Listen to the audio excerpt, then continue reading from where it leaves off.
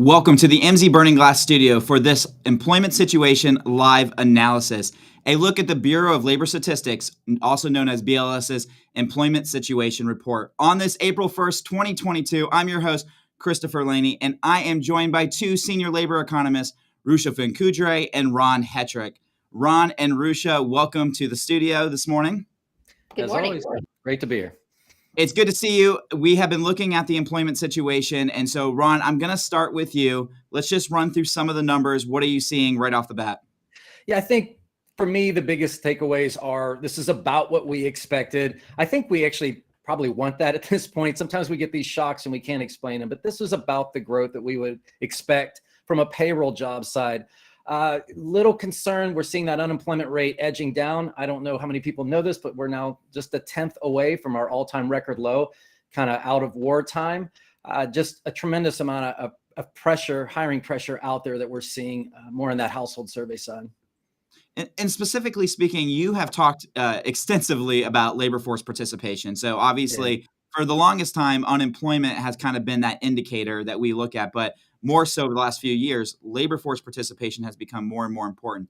What did the report show when it comes to labor force participation?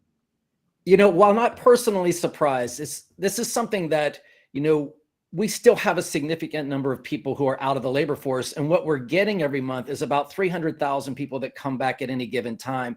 For us to make any meaningful impact to the amount of jobs that we have open. I mean, we have over 11 million jobs, and we're getting this 300,000 people coming in at a time. So going back, that unemployment rate, almost at a record low. So we need people coming in off the sidelines, and we need them coming back in way higher numbers than they're doing so far.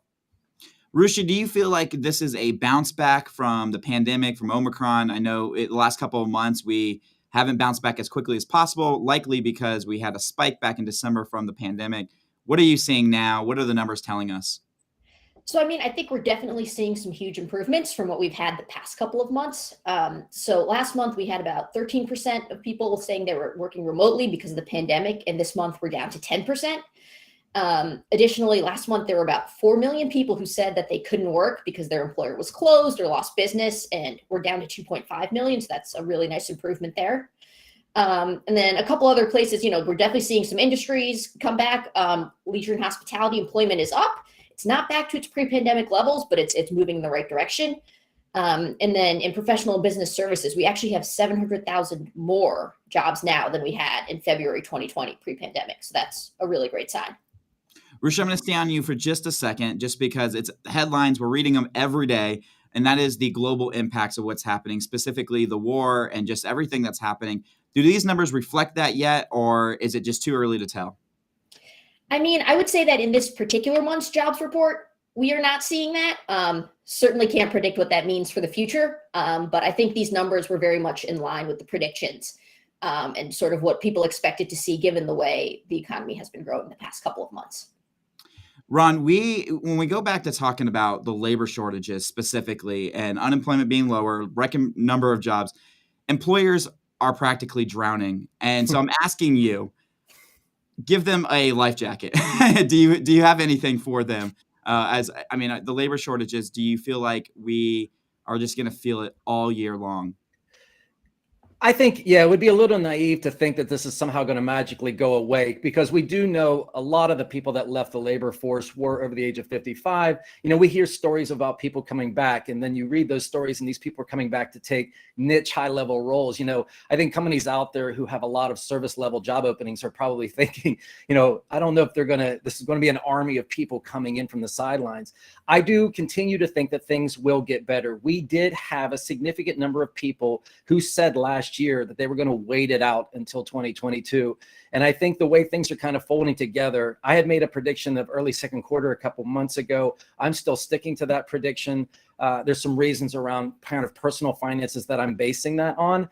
But no matter what, we just have to see that this labor force participation rate is still a full percentage point below where it was. We need this thing back, much more substantially than what we're seeing so far in order for us to feel like there's something different going on. I know you've been tracking the personal finance situation for the last few months. Also, just to get your thoughts on this, do you believe that the rise in inflation is going to also affect individuals returning back to the workforce, especially those that are in that 55 plus category? The rising costs are just continuing to increase. Do you think that that's going to have an effect on labor force participation?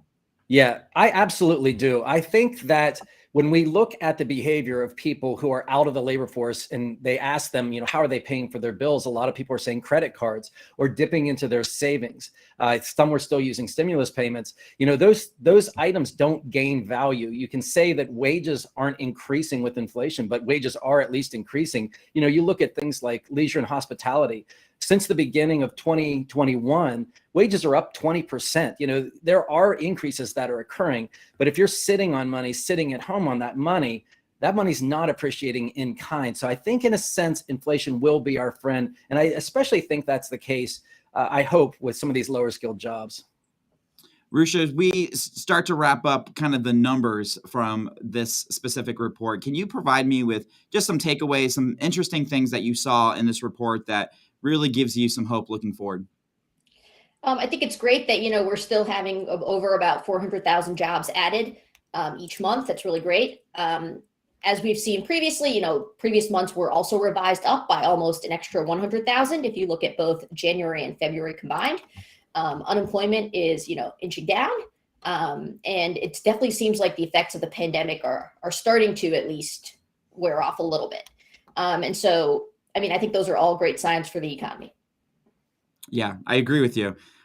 Ron, just to kind of wrap things up here, what does this mean for employers looking forward? Yeah. Kind of what are your takeaways? And again, going back to that life vest, give us a little hope.